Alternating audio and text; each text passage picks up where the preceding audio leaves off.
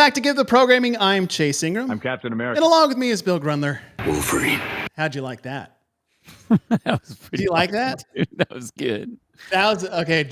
First of all, welcome Mr. Jeremy Teal and Bryce Collier to the show. The two-headed monster that drives the Fittest experience, which we'll get to in a second. But Bill's never seen that Marvel intro before. No, and that was cool, man. Like that? How long did that I had take that made you? for the show. Oh, I like That's it. the first time. Bill didn't even know that was a thing. So. No, I didn't know that was a thing. Oh, but When did welcome you get that- everyone. when did you get that Sorry done? we're late. If you guys saw earlier, I was hijacking the Savan podcast for just a little bit as we're talking about the coverage that will be on Friday for the semifinals. But as we get into this, let's see. I can't hear anything, Roadcaster Pro. Bryce, can you not hear us? Bryce is working on his technique. Bill, you can hear me. Jeremy, you can hear me. I got you. Yeah. Says you can't hear anything. We are here to talk all things Fittest experience. Now, when I first started competing in CrossFit, this had a different name.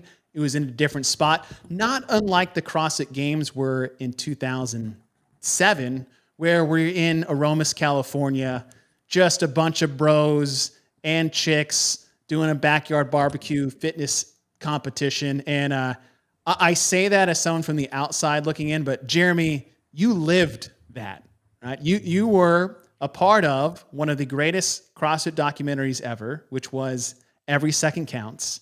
And you, sir, finished third in the 2008 CrossFit Games. And you feel like that's a fair comparison? I know this is kind of your baby that used to be the Fittest Games and is now the Fittest Experience, but I think of that the same thing when we were competing in the garage off Burnett Road and across the local high school and running on the track. I feel like those started the same way, and now where you guys are at with the Fittest Experience and what that has turned into, the trajectory seems the same. Yeah, absolutely. Being able to be a participant in the first CrossFit Games in 2007 was really mind-blowing to me.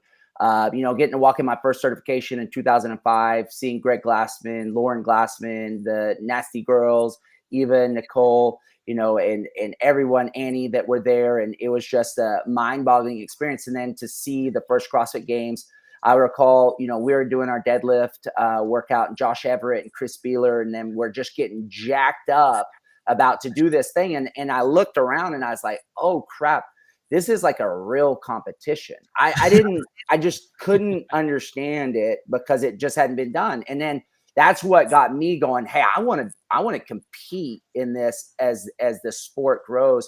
And I just saw the potential. And so going to the first CrossFit Games in 2007 got me to say, hey, I came from a triathlon background in college and I was helping put on triathlons. I say, hey, we could host a competition. And then what we did is we created 3 events over 3-month period in 2008 because we didn't understand. Right. We didn't understand you could do 4 workouts in a day. That didn't even.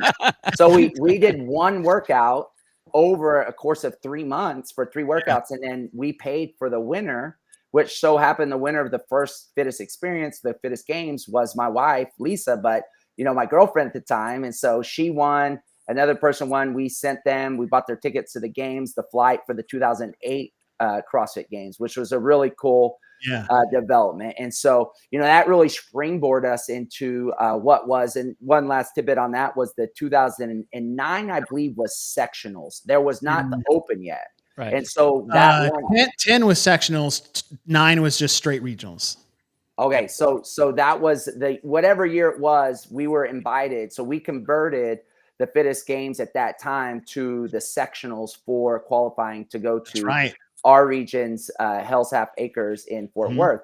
And so we've been a part of that journey through the process the whole time, creating the amateur level onboarding process to the CrossFit Games. Well, it's funny that was how you guys started all the way back in 2008, because that's not unlike what you're doing now, but again, on a grander scale with the Fittest Experience. And correct me if I'm wrong, were one of those host workout sites Dallas Central? Yeah, absolutely. That was a brainchild of doing a qualifying process. We did Dallas Central. I know you guys hosted it. We hosted like a pre-qualifier to get to Man, I forgot about that. That was a part of that process as well. I think it was the white shirts with the black prints on them is what I remember back in the day. It's man, this is weird that this is like a full 360 of what was almost 15 years ago. And then Bryce, for people that don't know, like Coda CrossFit is I don't want to say it like you guys are a mecca in Oklahoma, but you do have one gym outside Oklahoma. Is that correct? Yeah, we have one in Denver. Yeah. And to so everybody's aware, me, Jeremy, and Bryce were trying to kick each other's ass for a few years back in at least our short, I don't know, mine was short, competition career span of that. And I feel like I think I was around. Wasn't that sectionals year in 2010? Chase was actually when your like Captain America persona came out, and we competed against each other in Tulsa at that sectionals competition. Yeah, that was was that at OKC? It was in Tulsa.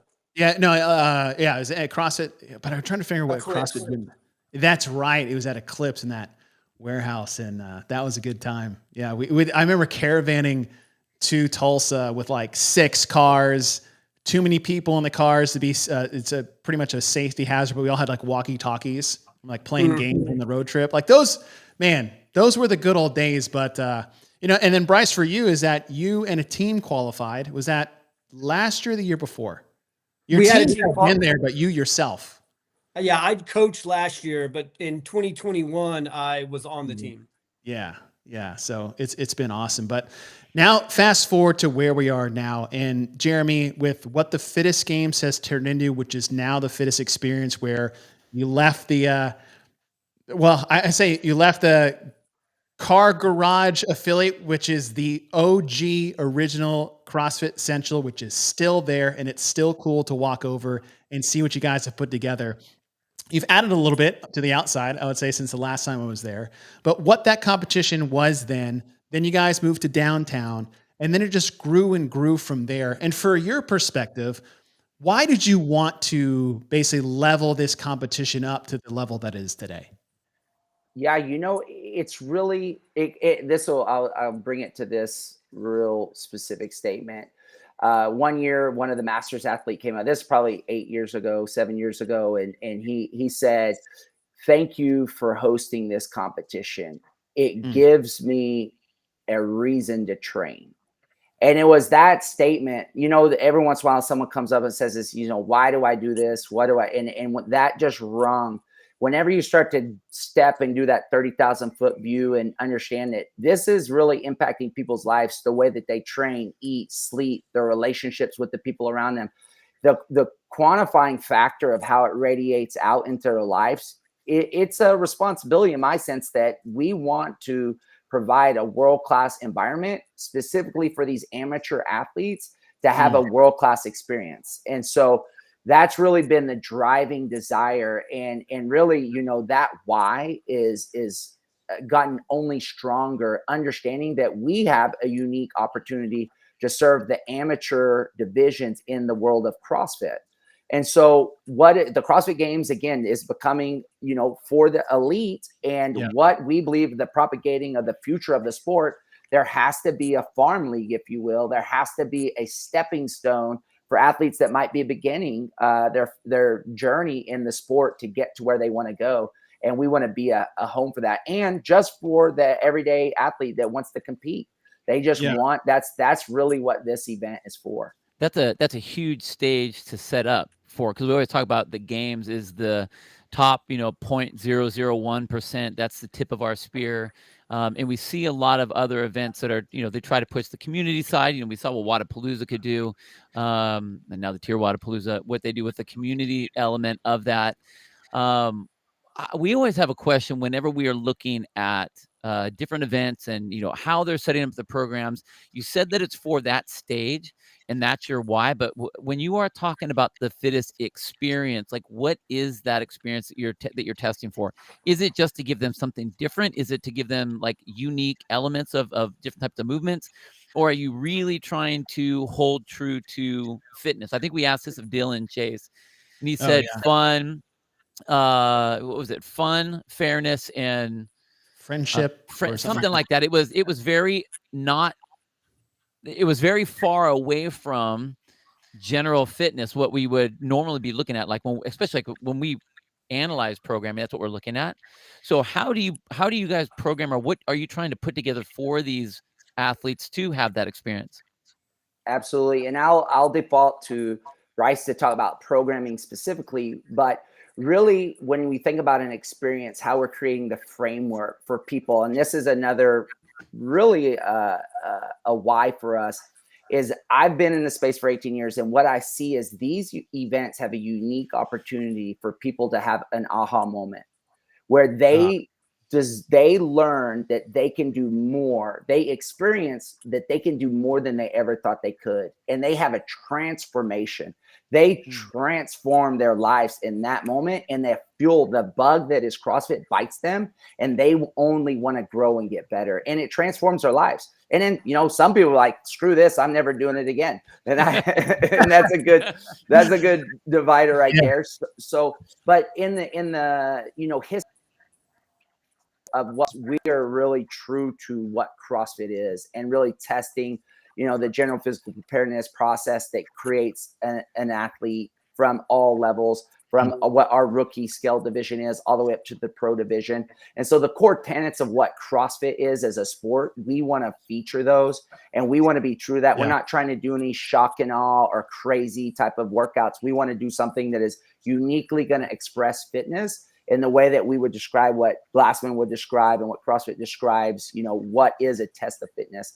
And then I know Bryce will have some more specifics about the programming.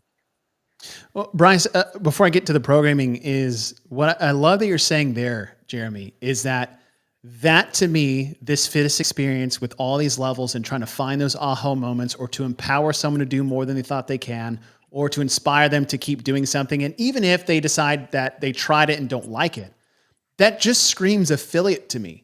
Because in the affiliate, you have every walk of life that you described as maybe a division that you have of the Fittest experience, and you try to give them those aha moments every day in the gym. And now you're creating a competition that allows them to take that a little step further.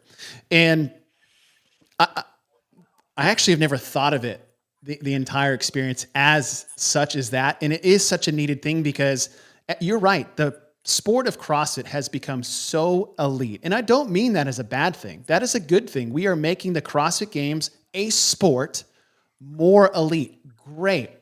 There's off-season events that want to mimic that eliteness, whether it's in the programming or the location or who they invite and don't invite. And you want to go back to the roots of where we all cut our teeth, which was a very amateur level competitive atmosphere that basically transformed our lives, which is why we're all sitting together here today. And with that giant swath of athletes and demographics, we joked about this before, is that depending on the programming, Bill and I would have something to say about it. And you've brought Bryce on the last 2 years, who has this swath of experience because of the arenas that he's competed, or because of the athletes that he has coached and programmed for to compete in. And Bryce, I'll come to you. Is when you came into the Fittest experience, what was it that Jeremy really charged you with when it came to the programming? Well, you know, okay, so I would like to get to talk about programming too, but just to reiterate what Jeremy's talking about, that I'm afraid we're missing a little bit, is the Fittest experience isn't just what happens on the floor. It's like that culture and the atmosphere that's built that gives the amateur athletes it magnifies that aha moment. So we're talking about like the signage team and the DJs and, everything that's going on, the vendors out there that are bringing the energy. So it's so much more fun when they hit their first muscle up or get a snatch PR or something. That's really makes everything so much bigger. And the workouts are, kind of important. Probably the top 5% care about them, but the 95%, even 100% care about that feeling they have while they're competing. And that's really what I think separates the Fittest experience from other competitions. So how do you go and set? I mean, you have all those different divisions you talked about, from the pro league all the way down to everyone in there. How do you set that up? I mean, that is a massive undertaking. And even though you're saying that it's only for the 5% that really care about it, you still want that experience to be fun and aha, and then, amplified with all the other stuff around it.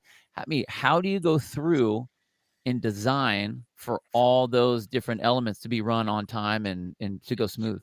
On time is the key. I think step one is that you have to develop the schedule. So you get how many athletes you have, you figure out what kind of tests you can have in whatever window that you're going to put them in. And then now you can start saying, okay, we need to have, some longer endurance tests. We need to have some short sprint tests. We need to test absolute strength. We need to test power output. There's different things. You can start spreading them out in the weekend with the different divisions. And then it's kind of templated out.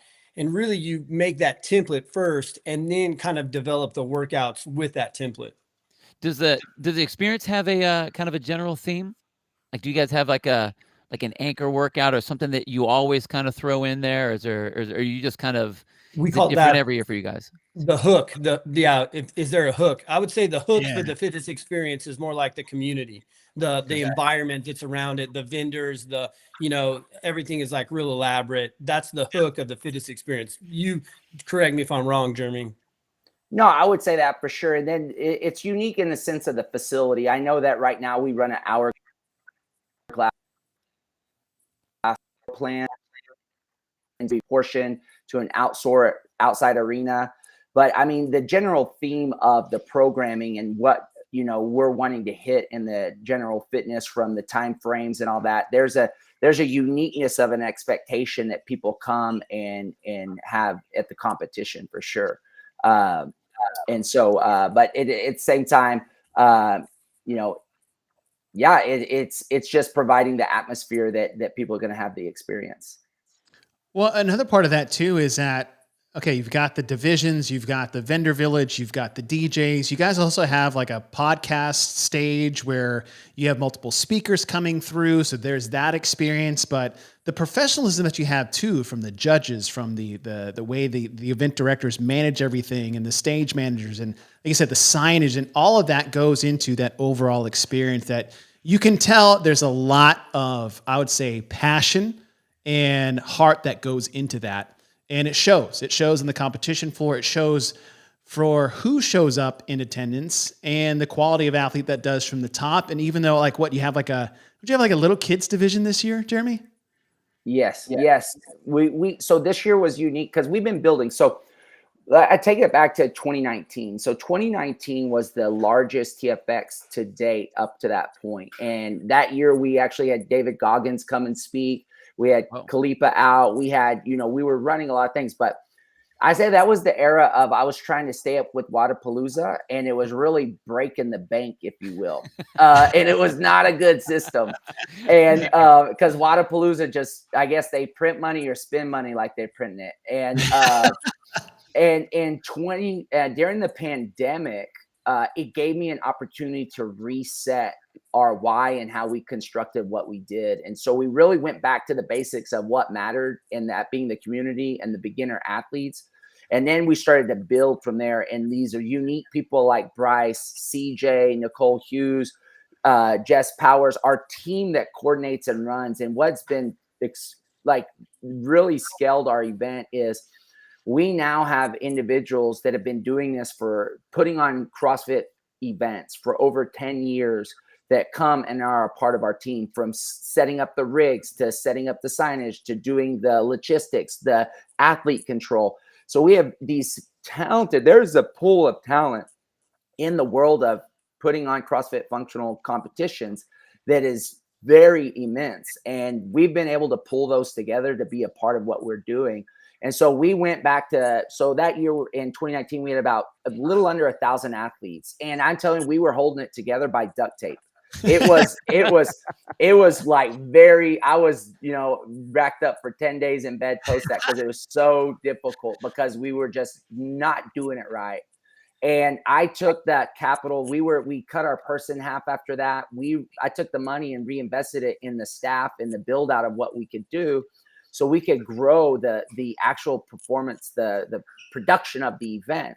Mm-hmm. And then we started to scale. And so we went back to 750 athletes. Then we went up to, we were right under 1,000. And then last year we had 1,200 athletes compete. And this year we had a non-qualified TFX Throwdown that was at the event. And that was for people who can sign up. We had kids getting involved. And so now that we have the actual infrastructure of the team members that can help produce a world-class competition, we can now tack on the auxiliary pieces that really bring more people to the stage. And with 1,200 athletes, that's our cap within our facility that we can support. We can't host anymore in the actual qualified competition. So that's our number. And then we can do the non-qualified events. But now we're from the sponsorship side, and just to start to add value to the event and to pour into the experience, to elevate by bringing on speakers and bringing on value adds in that sense is really the desired spot. 2 years ago, we added VIP seating. So now we have corrals where VIPs, we have a back room that has air conditioning and their food and all that. That stuff we just couldn't do. We couldn't execute it. And now with our team that's in place, that's helping us do it, we're able just to elevate the experience for the people that desire that. I love the fact that you were able to, like you said, you had your big year, and then you went back and tried to kind of reset everything. I think one of the things that I've seen a lot of events do is they create their event, and then instantly they put, Tier Wadapalooza is like the off season thing, and they want it to grow to this massive thing. Do you guys do your planning year by year, or do you guys see it as a business where you're like, what's your 5-year, what's your 10-year plan? Because I think a lot of events don't really think down the road. They just want to be bigger than they were last year, and then the next year they will be the new Wadapalooza. It always seems like there's that massive jump. How do you guys do that? Yeah, that's a great question. And so it really, understanding, because as much as I'm into the sport, there's a business, right? There's a business of how you operate and run this. And I really learned that our event was actually a liability, because if the weather changed, if something became problematic, we could lose 30 to 40% revenue overnight. It could just be because the spectators don't come or something goes wrong. And so I really restructured, and that's the exciting part of what we're doing with the TFX Throwdown. So in June 8th, we'll have micro competitions. I really got this from John Swanson's event that he was doing, 5 years ago. Why am I blanking on his competition? Granite Games. Granite Games. Oh, the Granite Games. Yeah. Granite Games was running micro throwdowns, and then Dylan out of Skyline CrossFit said, hey, we ran these. Why don't you implement this into the Fittest experience? And so 2 years ago, we started our throwdown. So we teach, and this is the growth. It's multiple. We teach CrossFit affiliates how to host and run micro competitions. We give them a 10-week blueprint of how to set up, structure, market, promote, recruit, and host an in-house competition that the local boxes can come to. And really what we saw is like, this is going to fuel to teach affiliates how to do this. It's going to bring the fire to their location.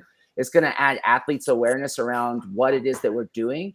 And it's really going to offset the reliance on the championship to be the only mode of business that we actually do that one time per year.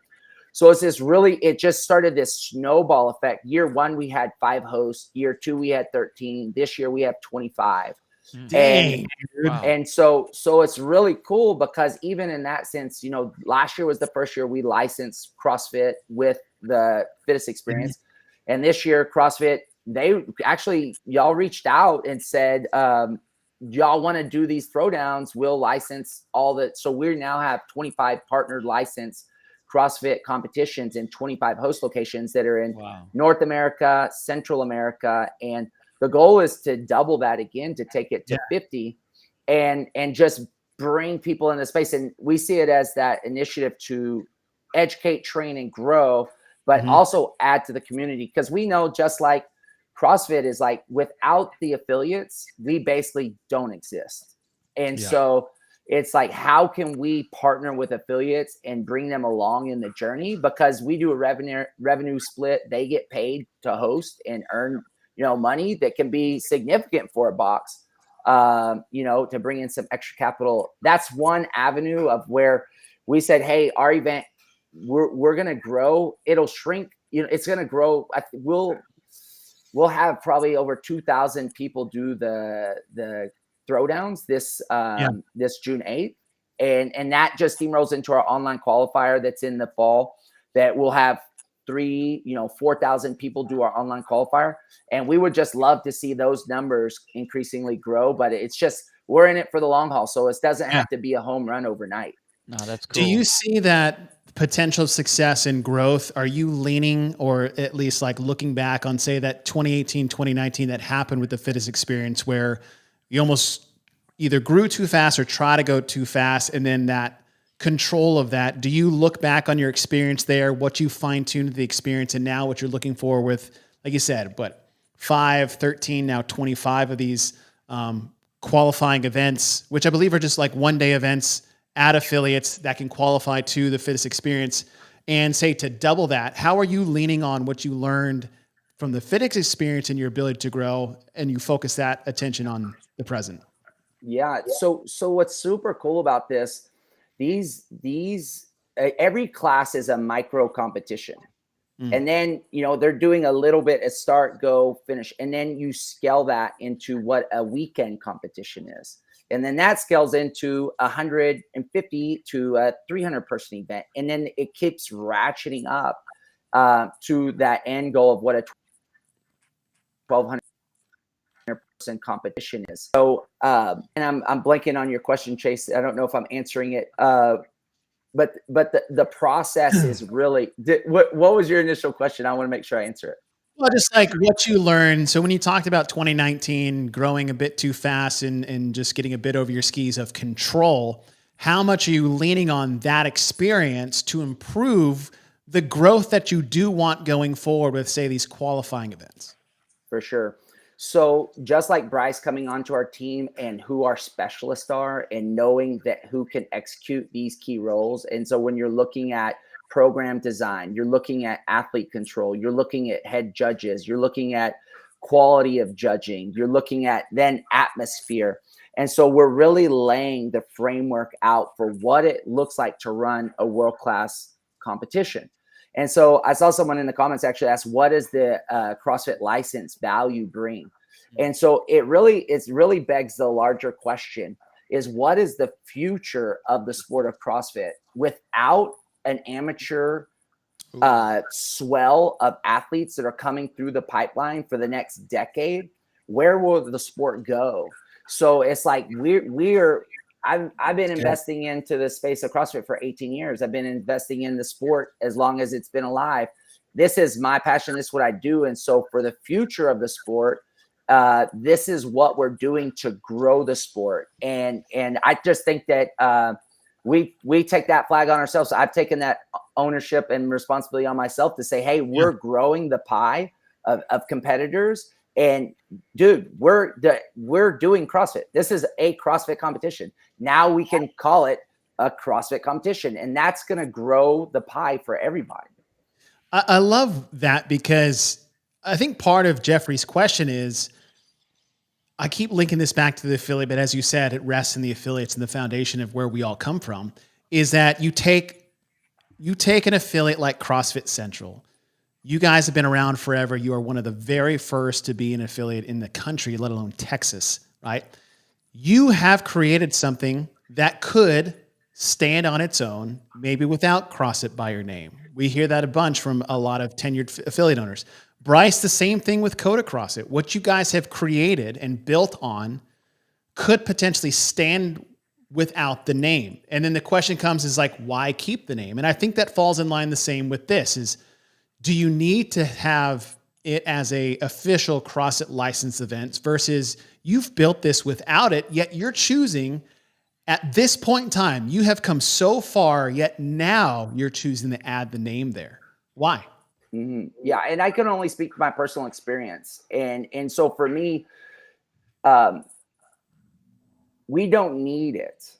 That's a true statement, but we want it. Why? Because we have a desire for the growth of the sport. We have a desire to enlarge the pie, and you're going to come along with the people that are going where you're going. And we believe that the partnership is in the right direction for us to grow the sport of CrossFit. And that is our desire. And the only reason I would have told you in the past why I wouldn't want to call it CrossFit is because of an ego. because my ego was like, I did this on my own. I created this thing, but we use CrossFit. CrossFit is what we do. So therefore it is only, and I'm a big believer in integrity of the invisible, if you will.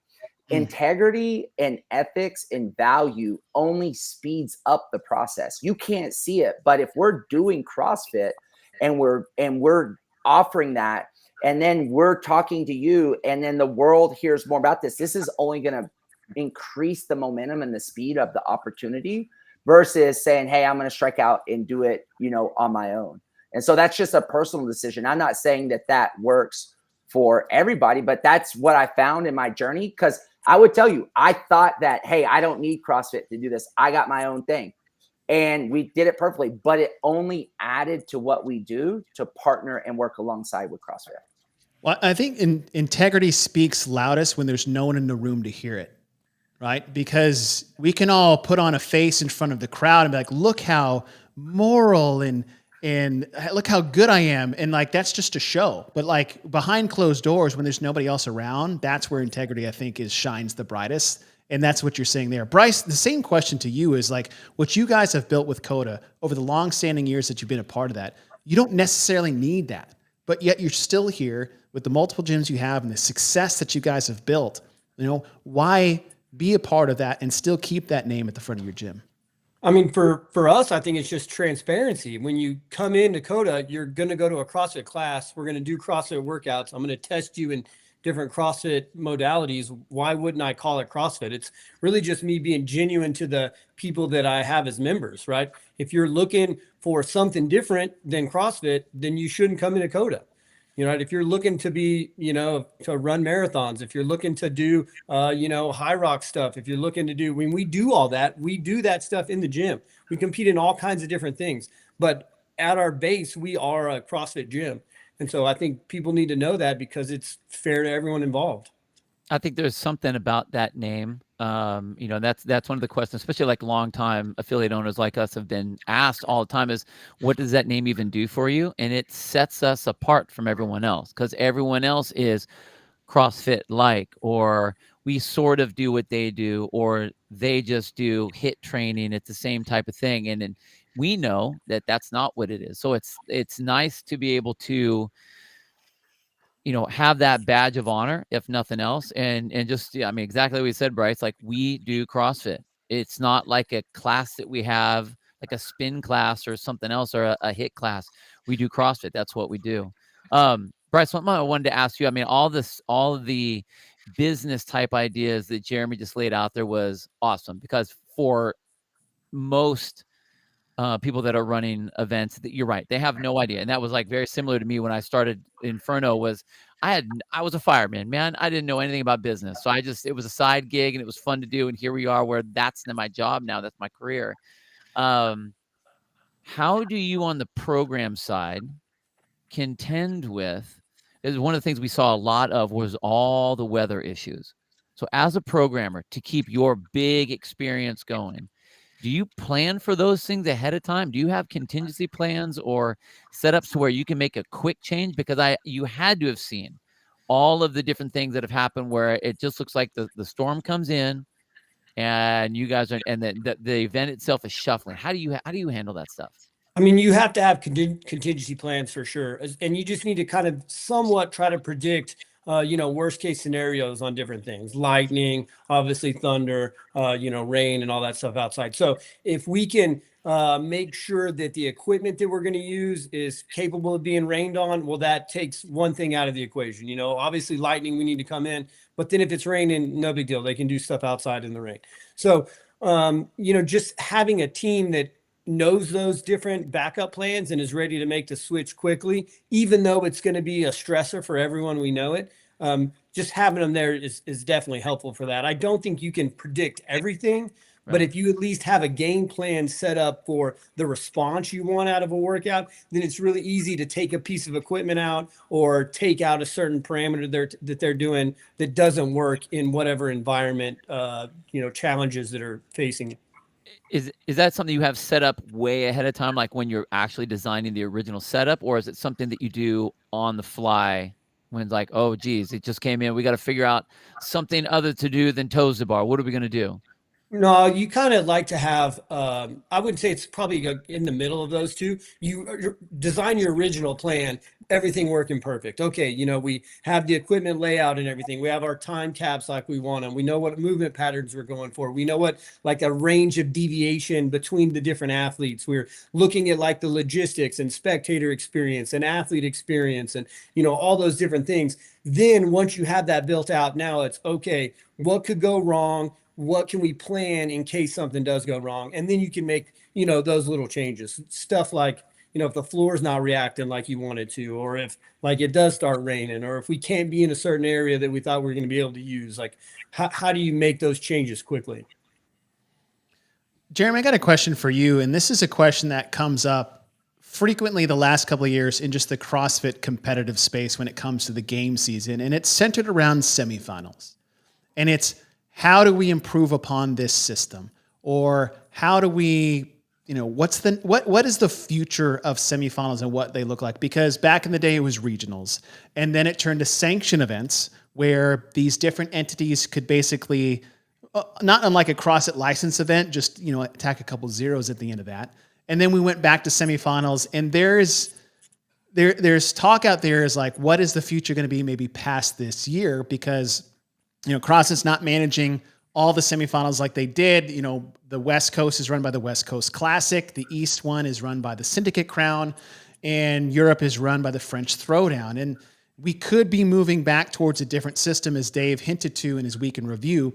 If you were in a position to maybe brainstorm or, dream board what the potential future of a semifinal season could be, based off your experience and what you have built, which I was actually surprised you didn't run a sanctioned event. I thought for sure you would be a part of that. I don't know if you would want to be a part of that, but where do you see the potential of that future in semifinals?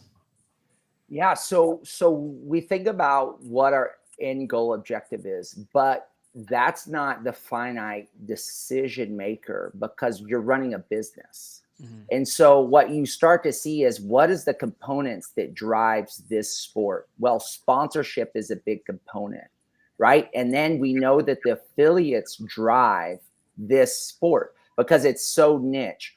And I see it right now out in Nashville. They're starting to get it because they're starting to create avenues, but there has to be two teams. There's a team that's running the professional sport, and then there's the function of a throwdown or a community style, that you're bringing festival and sport into one space.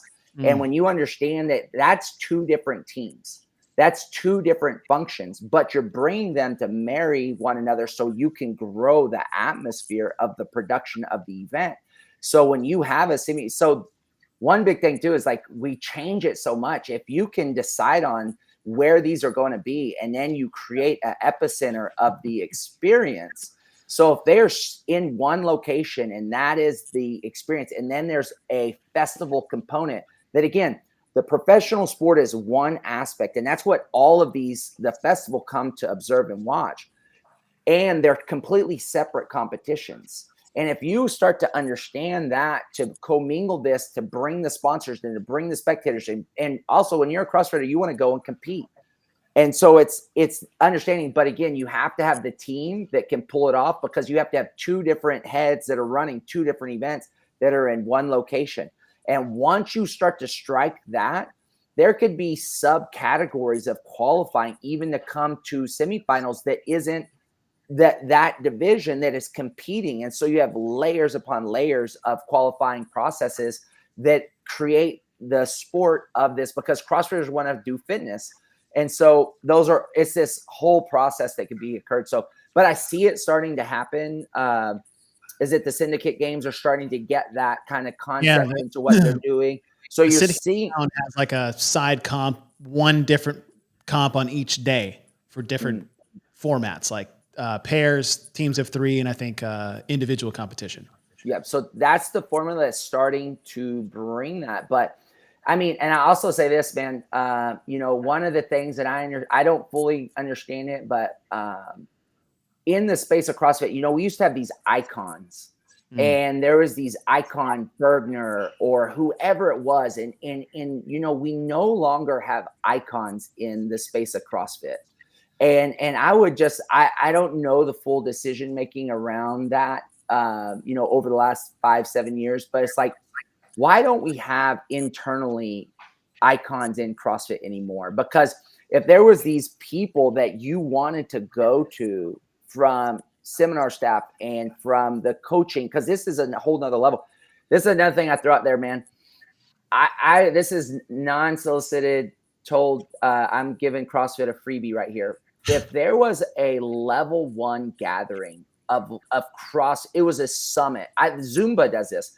They gather all the Zumba instructors in there. There'll be 10,000 Zumba instructors in San Diego doing Zumba, and they're catching, you know, they're getting so, if there was a level 1 gathering, that if you have a level 1, you're admitted into this, and there's going to be education, there's going to be training, there's going to be seminar. What if there was a level 1 summit attached to a semifinal? You go, you watch the sport, you go get educated, you run. It's called pep rallies. I go to these, like I go to, back in my past, I go to Tony Robbins pep rally seminar, and maybe none of his stuff works, but I come back so fired up about what I learned. I just apply that passion to what I'm. Well, yeah. Oh no, keep going, please. So, anyways, yeah. So I just think that you. So it's like what we learn in the Fittest experience is that you get people together and sparks, and people get super motivated. And it's one thing, like the CrossFit Games is kind of that, but it's not completely.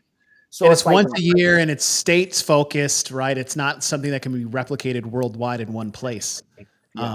I love that, because I pitched a similar concept outside of competition where it'd be really cool every year to take maybe the marquee event of the CrossFit Games and do a road tour worldwide of maybe, because it was like, all right, you know, High Rocks comes up a lot, and it's a mass event where you just kind of run people through the same thing all day long. All right, well, what if you took the Capitol, say, for example, the CrossFit Games in 2022, and you could replicate that in a stadium somehow? And we're going to go to Austin, Texas, and then we're going to go to Chicago, and then and it's just this road tour in the off season. And then around those activation events, you do a level 1 gathering of any level 1 holders or above in that city. And maybe it's a Friday night event, whether it's a seminar or a dinner or a gathering. And you also do an affiliate. We have affiliate summits worldwide. Jeremy, you're actually going to be a host site for our affiliate summit here in the South Central in November, which we're already doing. And you're right. Maybe we don't have to get that complicated. Maybe next year it does look like that. And I think the cool part about that concept is that you take the sport, which is a pillar of the CrossFit, just say CrossFit in general, of what we love, right? There's the sport. And then you have EDU, and then you have affiliates. And if you can put all 3 together in one weekend, now you create, like you said, an experience. So we have an affiliate gathering here this weekend, and it'll be there on Saturday. And then the level 1s and above come here on a Friday. And on Sunday, we're all here already. And now we're just here to celebrate the sport, all wrapped into one in one weekend, along with the festival, along with the multi-divisions that you have. And it creates something that is so far beyond just elite people trying to get to the CrossFit Games. It is the most, I would say, I don't mean inclusive in a weird way, right? That's a weird hot button topic these days, but the most inclusive, celebratory, engaging way to display what CrossFit is to all walks of life in one spot. And you do that at every semifinal, or whatever you want to call it, next year's sanctioned event. And you have that in South America, and then you have a huge activation there, and you have 2 in the US, maybe 1 in Canada, and you have 2 in Europe and in Australia. And like, Jeremy, that could be it. Honestly, community rally cry is what that is. You know, Yes. it's our community, and that's what we need to have, is more opportunities for our community. We're talking the CrossFit community as a whole, not just the athletes or the high-end elite level athletes. And then there shouldn't be such a large line between those guys competing and then everybody else that's just a fan. because we're all, I mean, we call everyone an athlete in the gym, right? We're in the box. Everyone's an athlete from the I just started to the very high end. So if we all are, and this is one of the greatest thing about the Open, in my opinion, is that everybody gets, it's the only sport where you have every single person doing the exact same race, from the very, very, very best to the brand new. Everyone's doing the exact same thing. And that's a very virtual kind of distant connection. But if you could gather these people together, that would be amazing. I mean, like, amazing. Man. And super fun too. And you're right, like, it's not like you need any more energy, Jeremy. I mean, you're already a ball of energy up there, but I could see that idea of coming back from something like, listen to every single person that goes to their L1 for the first time, that have been doing CrossFit, and they don't want to be a coach, but they go to that and they come back. I mean, we've seen that with Peter when Pedro from Coffee Pods and Watts, when he did his, he came back and was an absolute nerd when it came to movement after that. We had to like tone him down a little bit. But that's the power of it, you know, and it's the drinking the Kool-Aid, and you put everyone drinking Kool-Aid at the same time. I mean, come on, I can't get much more cultish than what we do right there. That would be the best. That would be really fun. And I like what you said about icons, because what Bill just said about going to their level 1, like I remember my first level 1, and I remember every single trainer that was at my level 1. And to me, when I started CrossFit, those were my icons. Right? The Todd Widmans, the Chuck Carswells, the Eric O'Connors. I mean, at my level 1, it was Pat Sherwood, Chuck Carswell, Lance Cantu, awesome, Mike G, and Joe Alexander. Like, that was my level 1. And that was like, those were guys, especially after I left the level 1, I was like, whoa, right? This is something completely new. Bryce, for you, when Jeremy talks icons, if you just had a crystal ball and it's like, all right, we're going to take this concept, who are we bringing to the table, right, for your icon camp? You're talking about that's going to pull people in currently. If you're putting together, who are you pulling in? Yeah, that's going to just be that draw to the event. I mean, it's really hard for me to not love like a Josh Bridges. You know, when they come in, I think that everyone wants to come and kind of hear what Josh is talking about and be motivated by him. You know, and I think that the icons are good. I think that that's really exciting for people.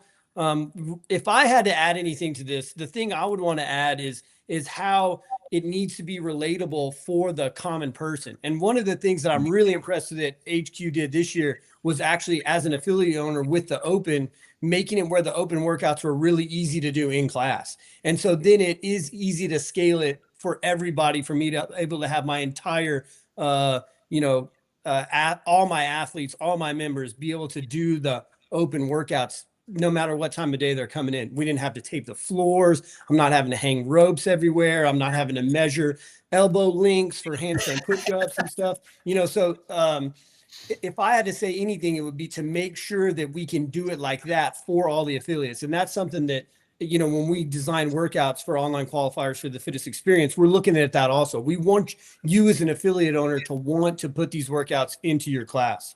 I think I strayed from your question. I mean, I love talking to all kinds of people. I'm not a big, like, you know, I don't really get super excited about any celebrities or anything like that. I like Josh Bridges because he fought for our country. Hey, that's a good one. And a good plug, because Josh Bridges was at the Fittest experience this most recent one. Absolutely. Bill, how about yourself? Like, when you're putting this, say you're putting this together, right? Like, man, what do you add to this? It's hard when you talk to older folks like us that have been around a long time, because I mean, I could pull a lot of names with a lot of, like, probably the newer CrossFitters be like, who the hell's that?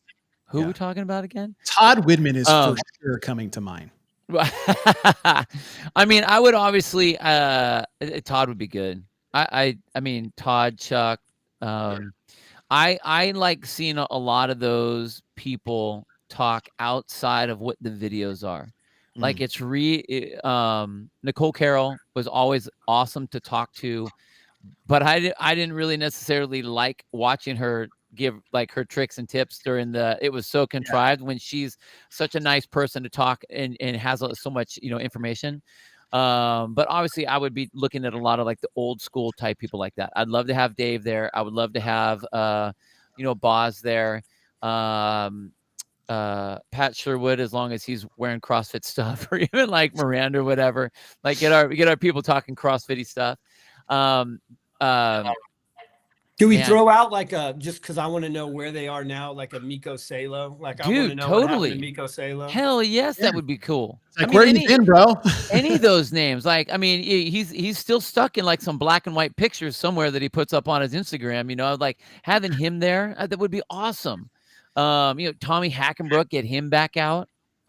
That kind of stuff. I mean, shit, bring in Jeremy, put Jeremy back out there. That was awesome.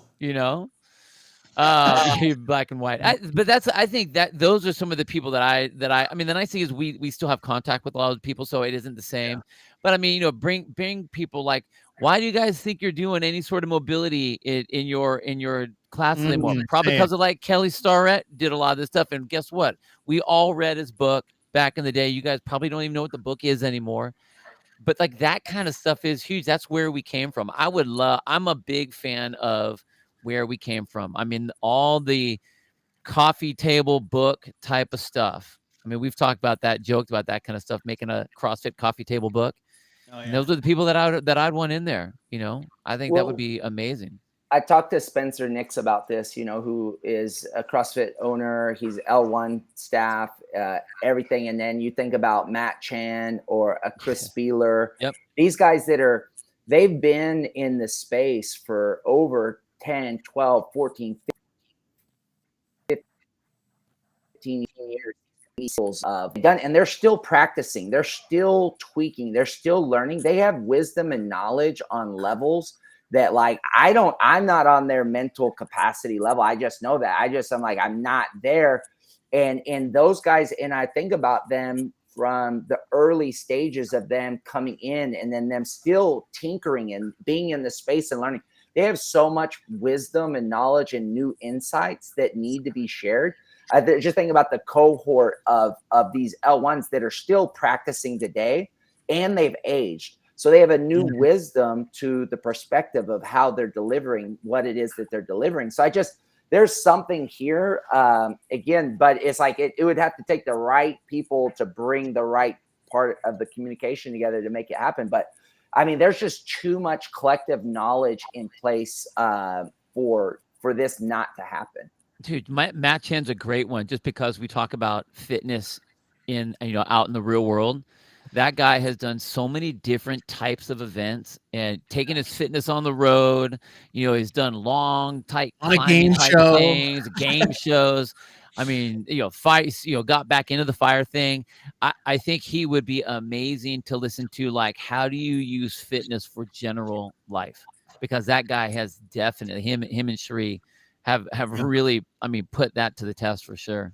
Well, Jeremy, what you're talking about institutional knowledge, right? That's the knowledge that it's the knowledge that we got, and then the book got burned, so you're kind of the only one that has it, right? And that just it's the knowledge you gain from practice or practical application that can't be taught in a textbook. It can only be gained by experience, right? But I think you possess that same thing, especially when we're talking about what you've built with TFX is maybe that is what you exactly were talking about. Is like, I don't need a program. I don't need to head the judges. I don't need to do this. I'm going to delegate these things to other people. And I mean, shoot, man, the future of TFX could be that. Not to like tell you what to do and what you've built, but like think of everything that you've built from the beginning with Fittest Games into TFX, what it is now, right? You bring Bryce on board to take care of the programming, and that is just another thing off your plate that allows you to do what you do best, because you have institutional practical knowledge and experience that nobody else does. You do. And you have been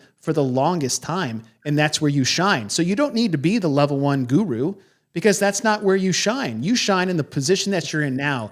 And the more people you can bring in that maybe possess the same passion and knowledge as you do in a different avenue, just broadens the service, not a service and product or bad words, but like the experience that you give to these people. And, with that in mind is, what's the future of TFX to you, right? Let's just say short-term, 3 to 5 years, and maybe long-term goal there. But like, as we wrap things up here, what does that look like to you? Is it just building off what you've currently done, or could it be something well beyond the competition floors you guys have already displayed? Absolutely. So first and foremost, it's just bringing value to our end user is number one. So we want to continue to bring value, and we're going to continue to improve upon what we've done. But really, with the TFX Throwdowns, which is our micro events, the goal is to continue to scale until we hit 100 locations. And so we have 100 locations. That will really give us a perspective of what we're doing within the space. That will also scale our online competition. And at the end of the day, we really have identified that we are that unique service to the amateur athlete. And so widening the playing field for that amateur athlete to participate in the sport of CrossFit and continue to grow that. And we're looking international. We're looking at Europe and England, what we could do to bring our throwdowns, because it's the same language. It's not a different language to go to Italy, to go to France, to share the information and knowledge that we have to grow and continue to grow the sport. And so it's just continue to move that path and to grow the sport, and then really see where we land. On the experience side of bringing in speakers, we want to continue to bring value to our spectators. We'll keep growing that and see where that goes. But at the end of the day, we just want to add value and give that opportunity for people to have that breakthrough moment and their life to be, more valuable. I love it, man. And it's been really fun to watch this thing evolved, right? From this, me on the outside looking in, and I'll just speak from a personal level, right? Like me being able to watch this, I mean, watching you compete, right? When I'm on the outside of the fence saying, it's like, I'm going to be here next year, and getting involved with that, and how I've grown in the sport. And you've always been, those step ahead of people that I look up to when it comes to that type of arena, and what you've done with TFX, what you've done with Cross Essential. Bryce, you as well. It's been fun to be next to you side by side in the arena, so to speak, but to see the growth of what you guys have built there in Coda CrossFit and how this has all come together, right? Like, it's just been really cool to be on the outside looking in, but having a front row seat to something like this. So when we talk about TFX, I talk about a personal experience that I've seen happen. I've seen it grow. I've seen it figure itself out and then take the next level from there. And so it's been really cool to be on the outside looking into that. And I'm just really happy, and it's cool to see you guys succeed. And I know you're just getting started, as you just said, what the long-term goals are. So thank you guys for your time. Bryce, Jeremy, good luck with everything in the future. On the horizon, tell me what's next. What's coming up? You said June 8th. Is that the big weekend? Yep, June 8th right now with our 25 locations on the Fittest experience on our Instagram. You can find those locations nationwide, multiple states that we're in. And so that's an option. And then registration for our online qualifier opens at the end of July. And then those will be rolling out. And that's the next step. September, October will be our online qualifier. And then our championship will be in January, February of 2025. So that time will come quick. So those are the options. All right. Couple opportunities to get there. And if you can't get there to compete in person, it's worth going to watch in person. Jeremy, Bryce, thank you guys so much. TFX is one kick-ass competition, and we appreciate what you guys do. Thank you.